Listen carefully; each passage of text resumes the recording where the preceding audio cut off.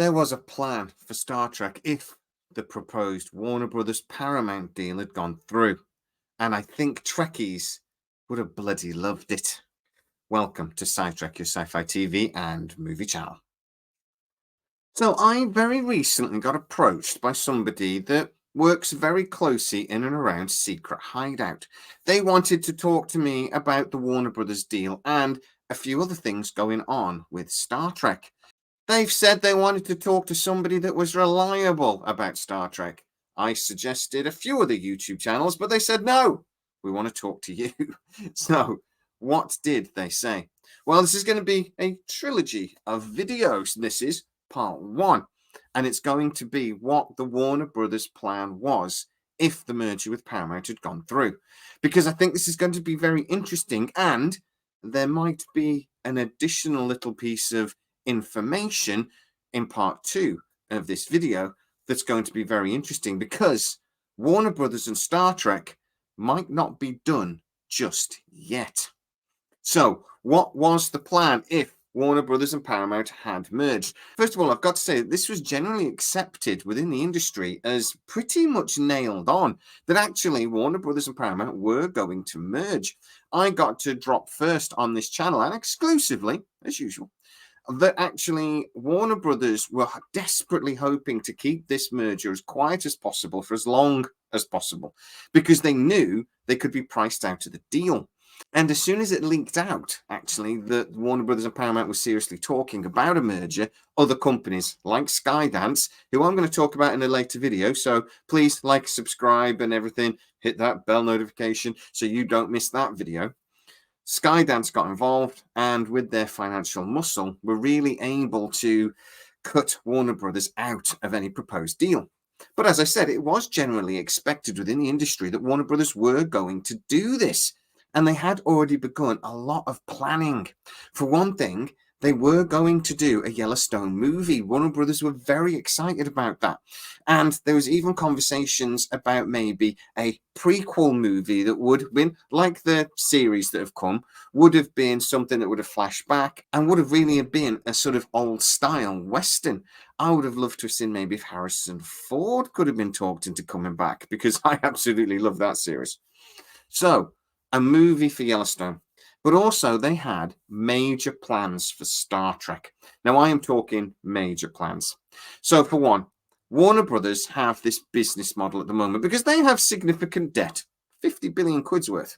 But they also have one of the largest studios in Southern California. And their business model for the next few years will be to continue to produce things for themselves, but to, as much as humanly possible, produce things for other people. By this, I mean they will produce material for Netflix, etc., where Netflix will pay all of the production costs. Warner Brothers will just make the thing and take a fee, and then all of the risk is on Netflix or Paramount or whoever they're making it for. If that, whatever it is, flops, Warner Brothers just get their nice little bit of money. They don't have any of the risk. Now, they considered Star Trek perfect to fit that business model. And again, in the next video, I'm going to talk about how they might not have given up just yet. But they consider it perfect for their business model because Star Trek has appeared on things like Amazon and Netflix in the last few years. And they genuinely believe that those studios will probably continue to pay for these projects in the future.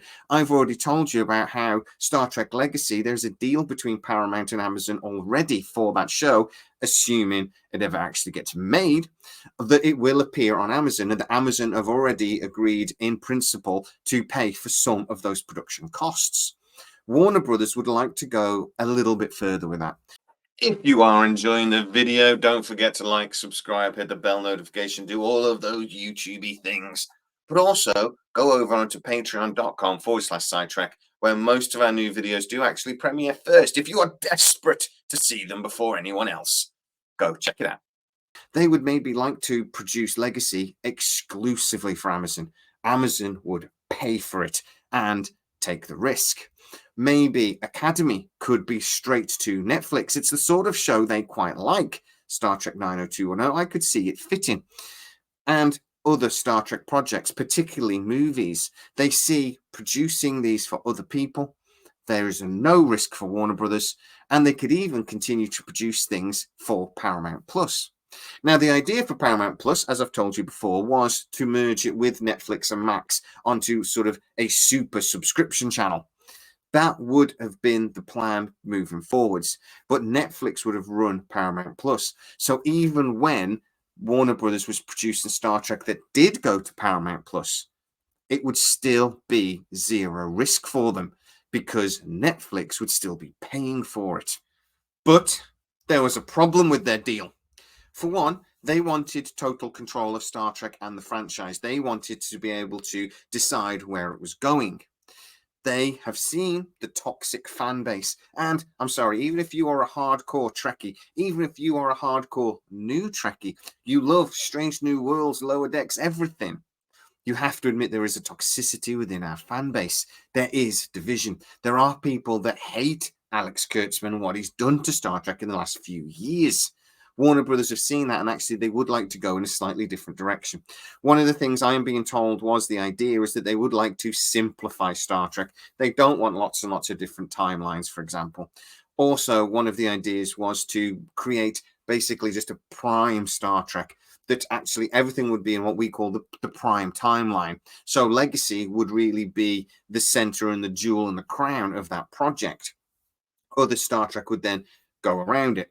Things like Academy would maybe, if this deal had gone through quickly enough, have to be rejigged and maybe made into a more contemporary Star Trek sort of timeline. I don't think that would have happened. I actually think it would be more likely that Academy would have been cancelled and written off for tax purposes. But this deal didn't happen, so Academy is going to happen whether we like it or not. Now, there is an element of opinion of the source I was talking about, because obviously that is based on conversations they were having while this merger was being considered. The main reason, though, why they were having such major conversations is the other thing that Warner Brothers were very interested in, and that was bringing in the animated side of Star Trek in-house. They wanted Warner Brothers Animation to take over that.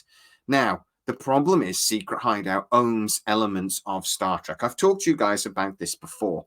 Say, for example, Paramount cancelled the deal with Secret Hideout tomorrow and just decided, right, we're not having anything more to do with Secret Hideout. We're going to make Star Trek ourselves. They wouldn't actually be allowed to make Strange New Worlds Season 3, not in its current form, because unfortunately, Secret Hideout own elements of what they produce. Even though Paramount exclusively own the Star Trek IP, there are bits of this that was being created by Secret Hideout that they then own. It is licensed to them to produce, and they kind of own what they then make. So we wouldn't be able to continue with things like Lower Decks. But this is where Star Trek Studios comes in, and this is where I think this rumor came from.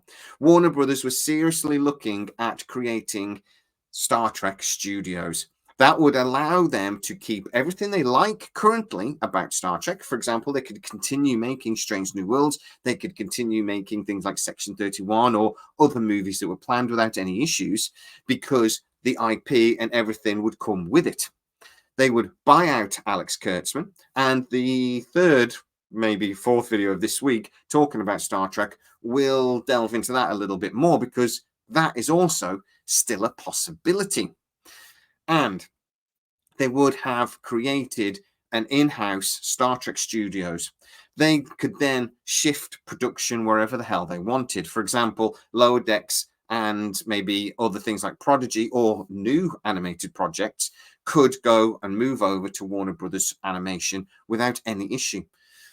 They could also start filming and producing Star Trek on the Warner Brothers studio lot, like, again, they want to.